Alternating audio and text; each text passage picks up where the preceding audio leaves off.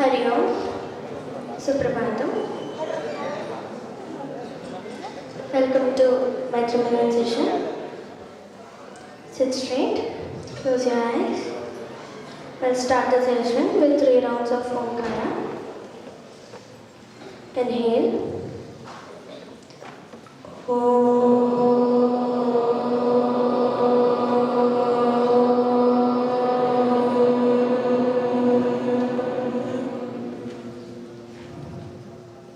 Inhale again.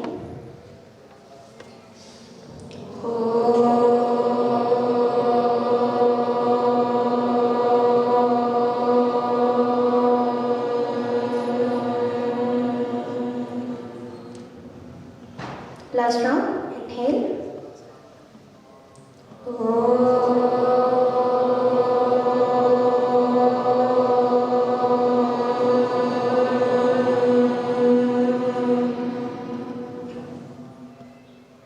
Starting prayer. Om Sahana Bhavatu Sahanau Bhunaktu Sahaviryam Karavavahai Tejasvinavaditamastu ma vidvishavahai. Om Shanti Shanti Shanti. Yoga Ganapati Moola Mantra. Om Ham Sangam Bhagavate Nitya Yoga Yuktaya Satchidananda Rupine Vinayakaya Namaha. Ishvaro Gururagmeti Murti Veda Vibhagine Vyomavadvyaptadehaya Dakshinamurtaye Namaha. Swami Vivekananda Prarthana. Namah Shri Yatirajaya Vivekananda Suraye Satchit Sukha Swarupaya Swamine Tapaharine Swamine Tapaharine. Samarasya prayer for harmony from Rig Veda. Samchatvam Samvadatvam Samdomana Aksijanata Deva Bhagai Yatha Purve Sanjanana Upasate Samano Mantra Samitis Samani Samanam Manah Sahachittamesham Samanam Mantram Abhimantrayevaha Samanena Vo Avishajumi Samaniva Akutihi Samana Hridayanivaha Samanamastu Vo Manaha Yathavassu Sahasati. Panchangam. Adyatana Panchangam Panchavinshatyadhika Ekashatotara Panchasahasratama Kaliyugaavtara Shri Shobhakrit Nama Samvatsaraha Dakshinayana Sharat Rutuhu Ashvina Masaha Shukla Pakshaha Dvadashi Tithi Purva Bhadra Nakshatram Dhruva Yogaha Balavakaranam Bruhaspati Vasahara. Today's date 26th October 2023 Thursday. Titheshcha Shriyamapnoti Varadayushyavardanam Nakshatragarate Papam Yogadroganivaranam Karanat Karya Siddhishcha Panchanga Phalamuttamam. Sarvesham Shubhamastu. Shloka from Bhagavad Gita. Adveshta sarvabhutanam Maitrah karuna evacha Nirmamo nirahankara Samadukha sukha hami.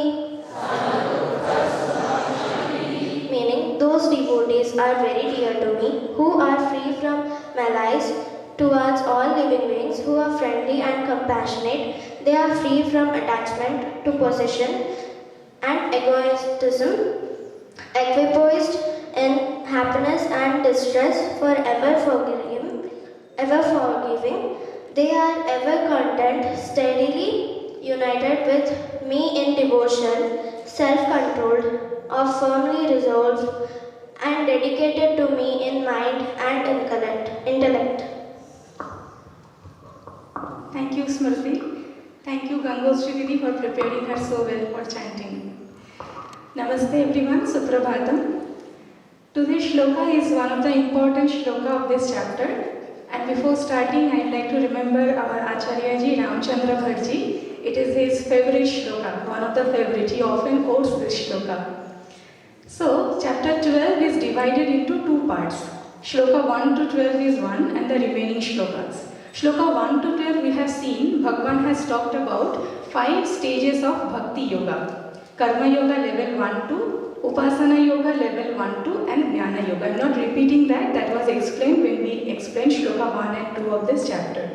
Now, after one completes all the 5 stages successfully, one becomes Jnani Bhakta, Para Bhakta, who was also called as Sthita Prajna in chapter number 2. So the same person's characteristics, Lakshanas, traits will be talked about from Shloka 13 to Shloka number 19.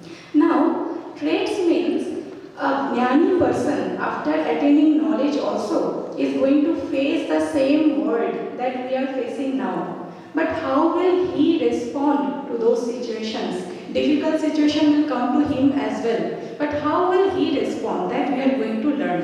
What is the benefit of this learning? Twofold benefits are there.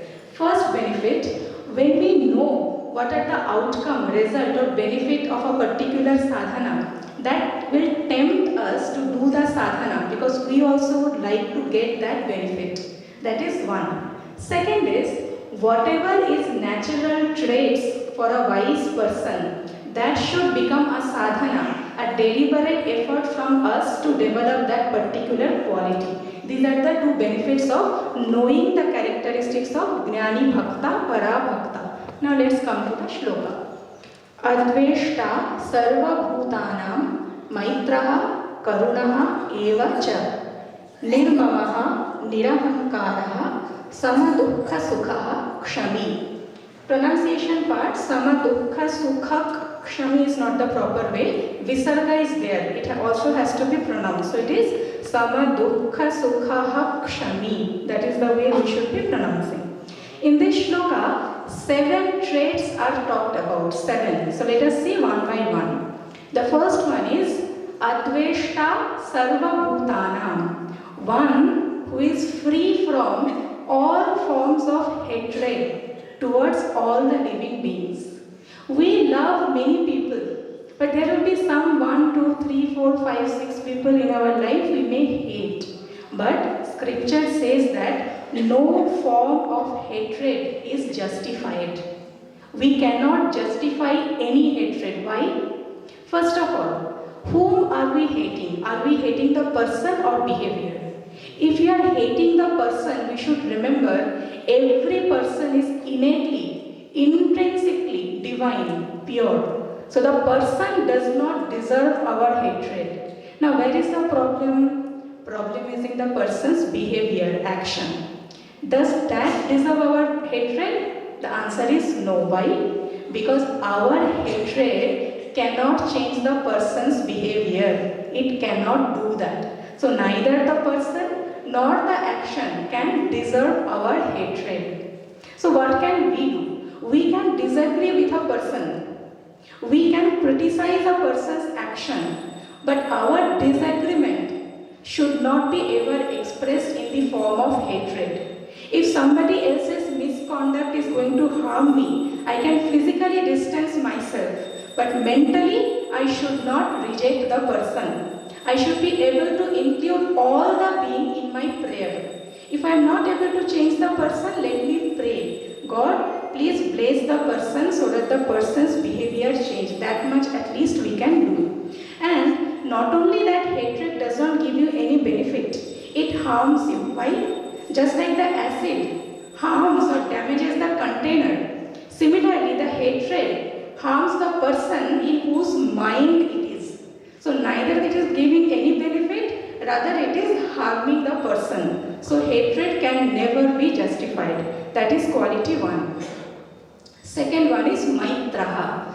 A Jnani Bhakta is a friend of everyone. He is not close to someone, away from somebody, no. He is a universal friend. Generally, we have a misconception about friend. People with whom we hang around, we consider them to be friend. Even if the person introduces me to substance addiction, like cigarette smoking, then also we think a friend hai. No, that is not called friend. In Niti Shatakam, 6 characters are talked about a friend. If you find that, listen to it carefully. If these 6 characters are there in your friend, don't lose that friend. It is very difficult to get such a friend. What are the qualities? First, he will always try to take you away from wrong actions. Second, he will try to put you into the righteous path. Third, whatever secret you share, the person keeps it confidential. Fourth one, whatever virtue, good qualities you have, your friend will share that good quality with others, promoting you. Fifth one, whenever you are in crisis, the person will never leave you in crisis situation. And the sixth, last one, whenever you need some help, your friend will help you. It can be money, it can be prayer, it can be moral support, it can be time, anything. So these 6 are there in a friend. If you have, don't lose that friend. Third one is Karunaha. Karunaha means a person who is compassionate. Compassionate means a person who has the ability to put oneself into other person's position and can feel the pain of the other person. So whenever I have pain, what do? I try to get the remedy immediately. So if I am able to feel the other person's pain, I will try to help out. Immediately, spontaneously, my response will be to help the other person. That is Karunaha. Nirmamaha. Nirmamaha means one who does not have ownership, identification with any external object, people and situation. 2 ways this Nirmamatvam can be developed. One is Vedantic way. I am not going into that now. There is one easier method, which is religious method, which is easier. How? We have to remember, everything that is given to me is given by Lord. So it is Bhagavan's gift to me. Why? So that I can use it properly and grow spiritually. And when the purpose is served, I should be able to return it without any complaint, rather with a thank you note. So that is called Nirmamatvam. Use everything that Bhagavan has given, but with the awareness that when time comes, I have to return it. I should not have ownership towards anything that I am using. Then next one is Nirahankaraha. Nirahankaraha means a person who is free from ownership and identification even with regard to his own physical body and mind. And the same way one can do. How? This physical body, mind also is given by Bhagavan only, right? We have not manufactured this body and mind. It is given to us, so very easy to realize and understand that. Samadukha Sukhaha. So one who has a balanced mind in Sukha, pleasure, Dukkha, pain, in both the situations. It is like a mental shock absorber. Like vehicles will have shock absorber. Why it is there? If there are potholes in the road, there will be too much of jolt. Correct? The jolt will not become zero if shock absorber is there, but it will reduce to a great extent so that your travel is comfortable. Similarly, our life has 2 types of road. One is punya, one is papam. So there will be some favorable situation in our life. That road is plain, comfortable, beautiful. There will also be unfavorable situation, the potholes. So there I should be having that shock absorber. That also can be developed in two ways, Vedantic and religious. I will discuss the religious way. Religious way is that understanding everything in the creation is given by God and everything in the creation is purposeful.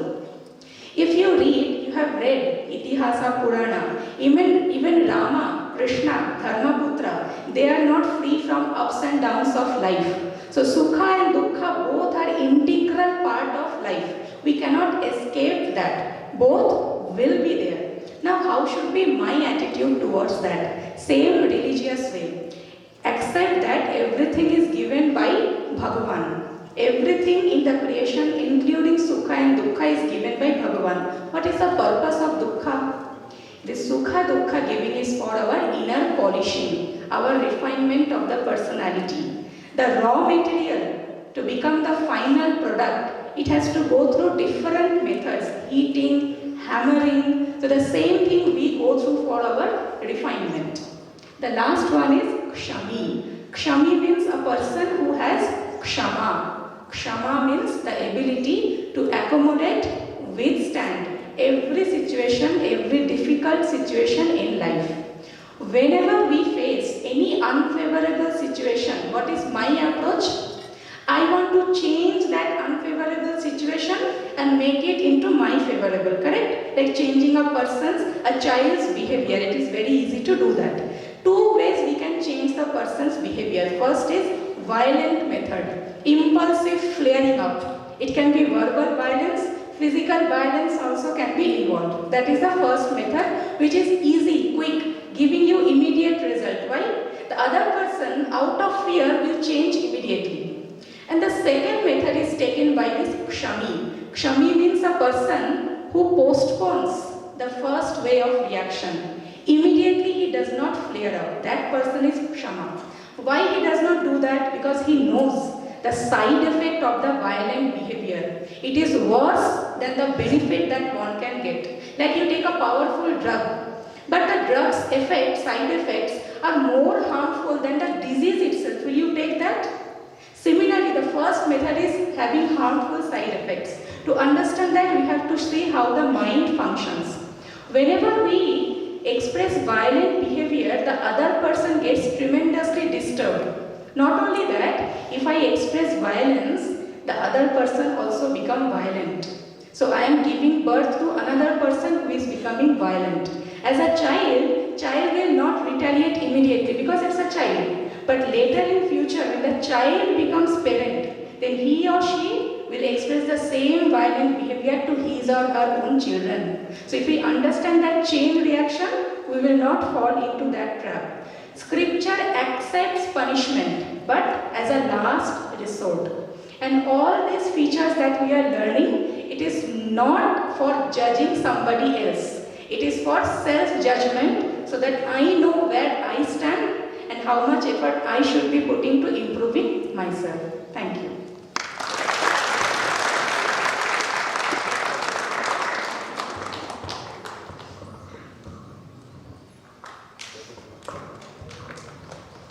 Today we have one of our august guests from Nepal. He's come, Dr. Nataraj, from a very institution, and we are very close because his mother, 40 years back, Mother Sridevi, has been very close to us, and she is a great yoga master, and Dr. Nataraj has been staying in Nepal for the last 30 years, bring about these dimensions of medical thing, and his daughter also is there. He is a very OB-GYN expert, and his CMO also here. We are really very happy that they came today all the way from there to Hyderabad to here, and he has been closely associated with our institution for many years, and therefore we are really happy that they have come today, and you go around the campus and we'll have very close relation. We want to develop our S-VYASA things in the entire region of Nepal, and we invite him please come and hoist the flag today on our behalf. Please come.